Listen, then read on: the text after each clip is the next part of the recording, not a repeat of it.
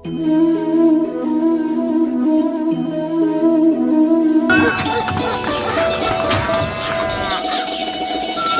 गांव में चंचल नाम की लालची महिला अपने पति रंगीला के साथ रहती थी। एक दिन चंचल अपने पति रंगीला से बोली, अजी सुनते हो, बहुत दिन हो गए, कोई तगड़ा मुर्गा हमारे जाल में अभी तक नहीं फंसा। तुम बिल्कुल सही कह रही हो।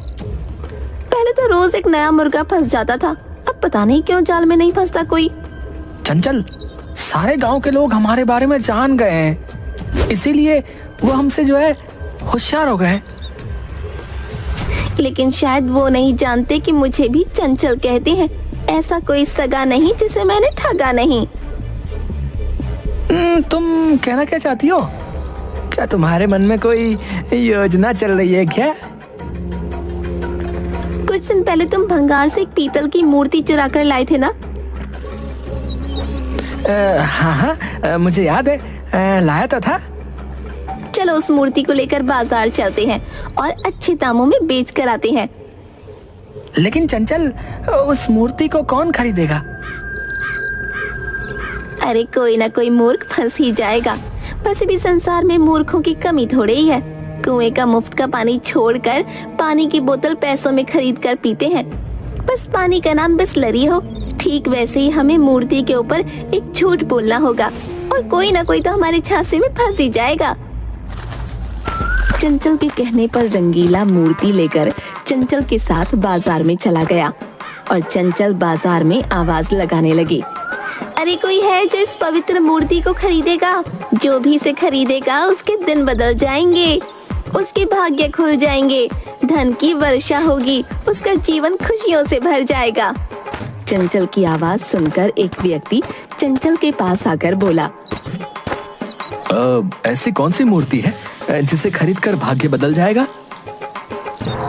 आँख से अंधे हो क्या? दिखाई नहीं देती मेरे हाथ में चमकती हुई पवित्र मूर्ति?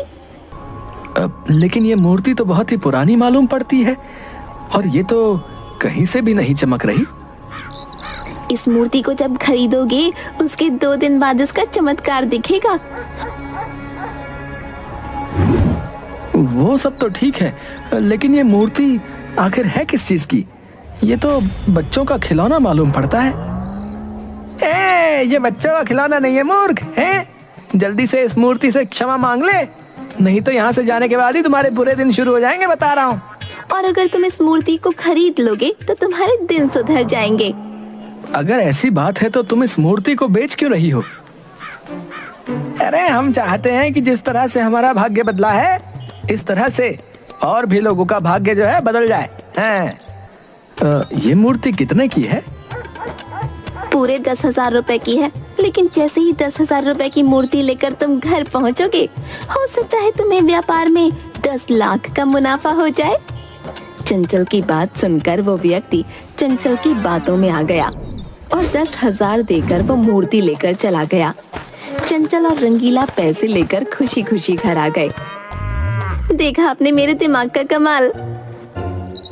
मान गया चंचल, है तुमने कबाड़ी की दुकान से चुराई हुई मूर्ति इतने महंगे दामों में बेच दी। चलो हमारे 1 महीने के राशन पानी का तो जुगाड़ हो गया। चंचल ने इतना कहा ही था तभी वहाँ पर गांव का मुखिया क्रोधित होता हुआ आ गया। उन दोनों की ओर देखकर बोला, तुम दोनों की इन गिरी हुई हरकतों से मैं तंग आ गया हूँ। तुम दोनों में शर्म नाम की कोई चीज बची है या नहीं? आप कहना क्या चाहते हैं मुखिया जी? इस तरह से आपको हमारे घर में आकर हमें अपमानित करने का कोई अधिकार नहीं। बकवास बंद करो चंचल। तुमने और तुम्हारे पति ने कुछ देर पहले जिस व्यक्ति को ठगा था वो हमारे गांव का नहीं बल्कि पड़ोस के गांव का था, समझे? तो हम क्या करें, हैं? हमने तो व्यापार किया है। अरे जिसे तुम व्यापार कहते हो उसे मूर्ख बनाना कहा जाता है, समझे? एक तो वैसे भी हमारे गांव में पिछले 3 वर्षों से वर्षा नहीं हुई, पूरा गांव सूखे से ग्रसित है और ऊपर से तुम लोगों की हरकतें। अगर ऐसे ही हाल रहा तो पड़ोस के गांव वाले हमारे गांव के लोगों की मदद करना भी छोड़ देंगे। आप हमसे क्या चाहते हैं? सीधी तरह से तुम दोनों ये गांव छोड़कर अभी और इसी वक्त यहाँ से चले जाओ। हाँ, वरना मजबूरन मुझे तुम दोनों को धक्के देकर इस गांव से निकालना पड़ेगा। इतना कहकर मुखिया क्रोधित होकर वहाँ से चला गया। उसके जाते ही रंगीला अपनी पत्नी से बोला, आखिर ये मुखिया अपने आप को समझता क्या है? देखता हूँ कौन आता है हमें हमारे घर से निकालने के लिए। ऐसा मत कहिए, अभी यहाँ से जाने में ही भलाई है। कुछ दिनों बाद जब गांव वालों का गुस्सा ठंडा हो जाएगा तब यहाँ आ जाएंगे। शायद तुम सही कहती हो। वैसे भी हम दोनों को जंगल की सैर किए हुए काफी समय हो चुका है। चलो जंगल में जाकर थोड़ी सी हरियाली का आनंद भी उठाते। रंगीला और चंचल अपने घर से निकलकर जंगल की ओर चले गए। चलते चलते मेरे तो पैर जवाब दे गए हैं। चलो उस पेड़ के नीचे थोड़ा आराम कर लेते हैं। चंचल और रंगीला उस पेड़ के नीचे बैठकर आराम करने लगे। तभी चंचल की नजर सामने वाले पेड़ के नीचे लेटे हुए एक साधु पर पड़ी। चंचल अपने पति की ओर देखकर बोली, देखो वो सामने उस पेड़ के नीचे एक साधु सो रहा है। सुना है चंचल कि जंगल के अंदर जो भी साधु रहते हैं वो बहुत तपस्वी होते हैं। रंगीला ने इतना कहा ही था कि तभी उस साधु की आंख खुल गई और वो धीरे धीरे कदमों से उन दोनों के पास आकर गौर से देखने लगा। ऐसे आंखें फाड़ फाड़ कर क्या देख रहे हो? तुम दोनों कौन हो और इस जंगल में क्या कर रहे हो? रंगीला रोता हुआ उस साधु की ओर देखकर बोला, साधु महाराज, पिछले 3 वर्षों से हमारे गांव में वर्षा नहीं हुई। सारी फसलें सूख चुकी है। अब तो गांव में भूखमरी फैलने लगी है। मुझसे क्या चाहते हो? अजी आप हमें कोई ऐसी चमत्कारिक वस्तु दे दीजिए जिससे हम अपने गांव वालों की मदद कर सकें। चंचल की बात सुनकर वो साधु बहुत ही रहस्यमयी अंदाज में चंचल से बोला, तुम दोनों के चेहरों में मुझे सच्चाई नजर आती है।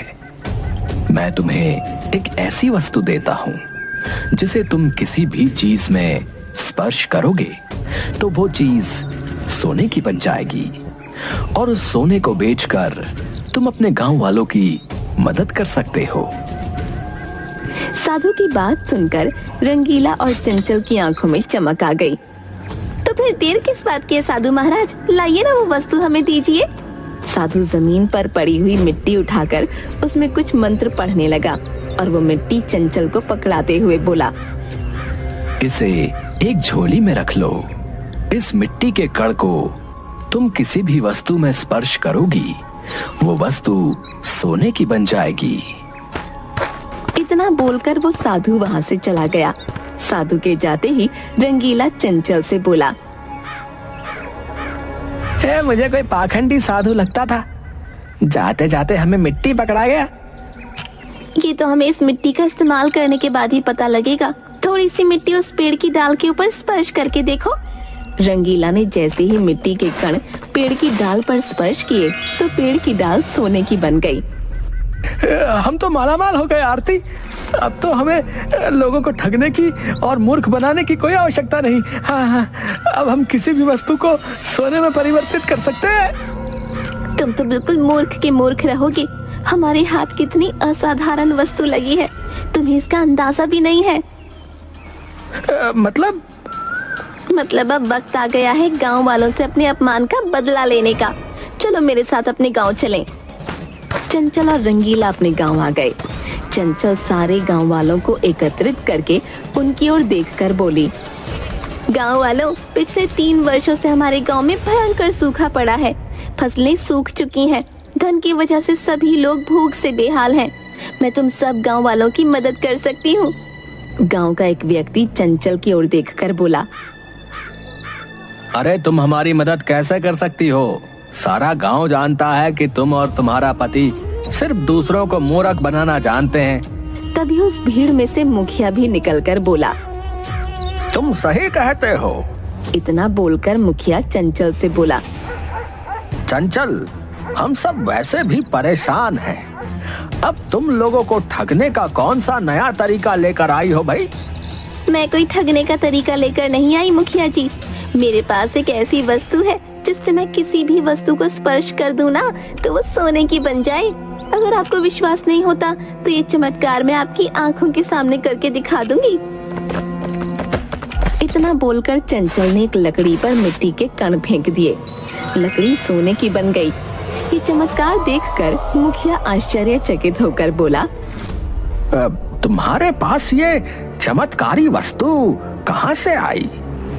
वो सब छोड़ो मुखिया जी, मैं सब गांव वालों की मदद कर सकती हूँ, लेकिन एक शर्त पर। कैसी शर्त? तुम सब गांव वालों को मेरी गुलामी स्वीकार करनी पड़ेगी। मुखिया के बोलने से पहले ही एक व्यक्ति चंचल की ओर देखकर बोला, हमें तुम्हारी शर्त मंजूर है। हमें तो बस अच्छा भोजन, साफ पानी और कपड़े ही चाहिए, जो कि धन से खरीदे ही जा सकते हैं। तो फिर ठीक है, मैं तुम्हारी मदद करने को तैयार हूँ। इतना बोलकर चंचल ने मिट्टी के कण एक दूसरी लकड़ी के ऊपर फेंक दिए। मगर जैसे ही उसने उस लकड़ी के ऊपर मिट्टी के कण फेंके, अचानक एक तेज धमाका हुआ और देखते ही देखते पूरा गांव सोने में परिवर्तित हो गया। यहाँ तक कि गांव की धरती भी सोने में परिवर्तित हो गई। रंगीला घबराते हुए बोला, चंचल, ये कैसे हो गया? पता नहीं ये कैसे हो गया। पूरे गांव को सोने में परिवर्तित होते देखकर सभी गांव वाले खुशी से अपने घर की ओर भागने लगे, जो कि सोने में परिवर्तित हो चुके थे।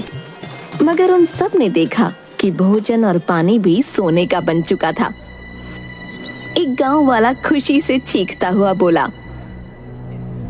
अरे कोई बात नहीं, मैं अपने गांव का ढेर सारा सोना बाहर ले जाऊंगा और दूसरे गांव में जाकर अपना जीवन काटूंगा। हाँ। इतना बोलकर उस गांव वाले ने ढेर सारा सोना एकत्रित कर लिया। मगर जैसे ही उसने गांव की सीमा के बाहर प्रवेश किया, वो सोना मिट्टी का बन गया। अरे ये कैसे हो गया? ये तो सोने से मिट्टी बन गया। इसका मतलब हम अपने गांव के सोने को गांव की सीमा से बाहर नहीं ले जा सकते। और अब तो मुझे बहुत तेजी से प्यास लग रही है। तभी उसे दूर से एक दूसरा व्यक्ति नजर आया, जिसके हाथ में एक पानी की बोतल थी। गांव वाला दौड़ते हुए उसकी ओर पहुंचा और बोला, मुझे पानी पिला दो, मुझे बहुत तेजी से प्यास लगी है। उसने व्यक्ति से जैसे ही पानी उस गांव वाले को पिलाया, वो पानी सोने का बन गया। ये क्या? ये तो पानी भी सोने का बन गया। अरे वाह, तुम तो कोई चमत्कारी मनुष्य लगते हो भैया। बोतल के अंदर सारा पानी सोने का बन गया। अरे अब मैं इसे बाजार में बेचकर बहुत सारा धन एकत्रित कर लूंगा। मगर अचानक वो सोना मिट्टी बन गया। लगता है तुम शापित हो। इतना बोलकर वो वहां से चला गया। इस घटना के बाद गांव में भूखमरी फैल गई। कोई भी व्यक्ति अगर सोना बाहर ले जाता तो वो मिट्टी का बन जाता, और अगर बाहर का कोई व्यक्ति भोजन उस गांव में लेकर आता तो वो सोने का बन जाता।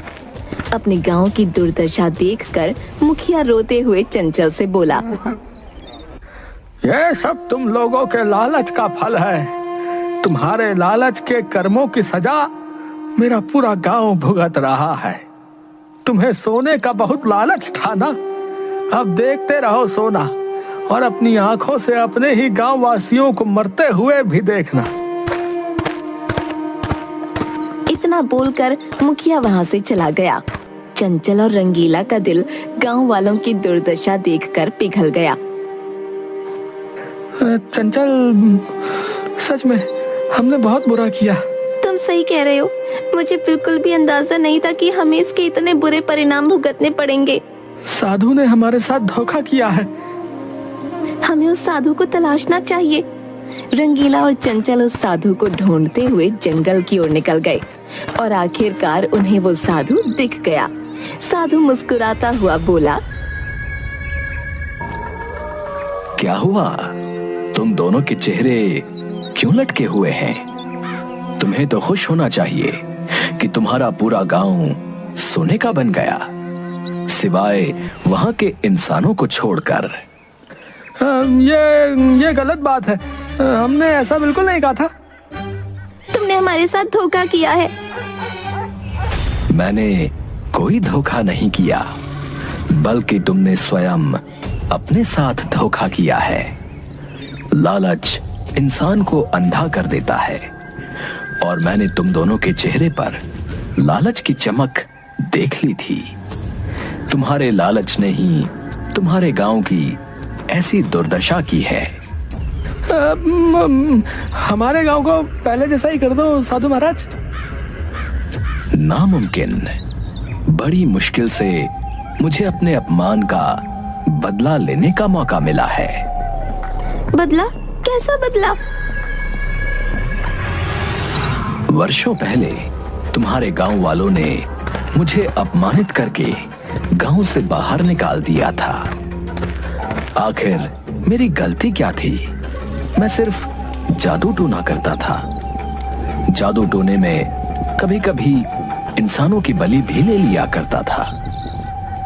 तब से ही मैं इस जंगल में भटक रहा हूं। जब मैंने तुम दोनों को देखा तो मैं समझ गया कि मेरे पास एक मौका है बदला लेने का, क्योंकि मैं उस गांव की सीमा में प्रवेश नहीं कर सकता था। एक बहुत पहुंचे हुए साधु ने अपने मंत्रों की शक्ति से वहां पर एक रोक लगा रखी थी। मैं तुम्हें छोड़ूंगा नहीं कपटी साधु। इतना बोलकर रंगीला ने जैसे ही उसे पकड़ने की कोशिश की, अचानक वो धुआं बनकर उड़ गया और बोला, मूर्ख, पकड़ा तो जीवित लोगों को जाता है, आत्मा को नहीं। मेरी आत्मा बदला लेने के लिए वर्षों से भटक रही थी, मगर जैसे ही तुम्हारी नजर मुझ पर पड़ी, मैं समझ गया कि तुम उसी गांव के वासी हो, मगर बहुत कठोर और लालची किस्म के। मेरे जैसी काली आत्मा को तुम्हारे जैसे बुरे इंसान ही देख सकते हैं। इतना बोलकर धुआं गायब हो गया। चंचल और रंगीला आंखों में आंसू लिए वहां से वापस आ ही रहे थे कि तभी उनकी नजर एक समोसे की दुकान पर पड़ी। हमें अपने गांव वालों के लिए समोसे खरीद लेने चाहिए, वो बेचारे बहुत दिन से भूखे हैं। क्या फायदा आरती, ये समोसे जैसे ही हमारे गांव की सीमा में जाएंगे फिर से सोने के बन जाएंगे। चंचल रोती हुई बोली, हमें कोशिश करके देखनी चाहिए, मुझसे अपने गांव वालों की भूख नहीं देखी जाती। चंचल ने उस समोसे वाले से सारे समोसे खरीद लिए और रंगीला बहुत भारी पानी की टंकी अपने सर पर उठा गांव की सीमा के अंदर चला गया। मगर उनकी वस्तुएं सही सलामत थीं। गर्मा गर्म समोसे और पानी को देखकर पूरा गांव टूट पड़ा। ये कैसे संभव हुआ चंचल? हम जो भी खाने और पीने को लाए वो सोने का क्यों नहीं बना?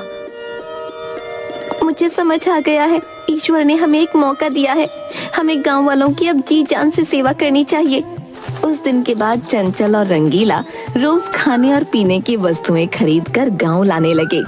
ये सब देखकर मुखिया खुश होते हुए चंचल और रंगीला से बोला, मुझे खुशी है कि तुम दोनों के अंदर का लालच खत्म हो चुका है। तुम्हारा दिल भी दूसरों की भूख देखकर तड़पने लगा है। मुझे विश्वास है कि एक ना एक दिन सब कुछ सही हो जाएगा। मुखिया ने इतना कहा ही था कि तभी एक साधु वहां आ गया। कौन है आप? आपके चेहरे पर तो तेज झलक रहा है। मुझे खुशी है कि तुम दोनों के अंदर इंसानियत जाग उठी। अगर तुम्हारे अंदर इंसानियत नहीं जागती तो तुम्हारा ये गांव ऐसे ही सोने का बना रहता और सब लोग भूख से तड़प तड़प कर मर जाते। साधु ने इतना कहा कि तभी वो सोने का गांव अचानक से सामान्य हो गया और आसमान में काले काले बादल घेर आए और वर्षा होने लगी। चमत्कार हो गया साधु बाबा, आपके कदम हमारे गांव में क्या पड़े, हमारे ऊपर लगा श्राप खत्म हो गया। नहीं, सब कुछ तुम्हारी वजह से हुआ है आरती। मुझे सब पता है कि किस तरह से उस कपटी साधु की आत्मा ने तुम लोगों को धोखा देकर तुमसे ऐसा पाप करवाया। उसकी आत्मा अब नर्क में जा चुकी है और उसकी आत्मा को नर्क में भेजने वाले भी तुम ही हो, क्योंकि तुमने अपने दिल में लालच को खत्म कर दिया और सच्ची श्रद्धा से गांव वालों की सेवा करने लगे। लेकिन साधु बाबा, आखिर उस साधु की आत्मा से हमारे गांव की क्या दुश्मनी थी? ये बरसों पुरानी बात है मुखिया, जब वो साधु यहाँ पर काली विद्या और तंत्र मंत्र किया करता था और मासूम और निर्दोष लोगों की बलि ले लिया करता था। गांव वालों ने उसे धक्के देकर बाहर निकाल दिया। उस समय मैंने ही इस गांव की सीमा पर अपने मंत्रों की शक्ति से एक अदृश्य रेखा खींच दी। साधु बदला लेने की ललक में तड़प तड़प कर मर गया। जब रंगीला और चंचल की नजर उसकी आत्मा पर पड़ी तो बरसों पुरानी उसका बदला लेने की ललक जाग उठी। पर अब सब कुछ सही हो चुका है। इतना बोलकर साधु वहाँ से चला गया। उस दिन के बाद गांव में वर्षा होने लगी और देखते ही देखते पूरा गांव हरियाली से भर गया।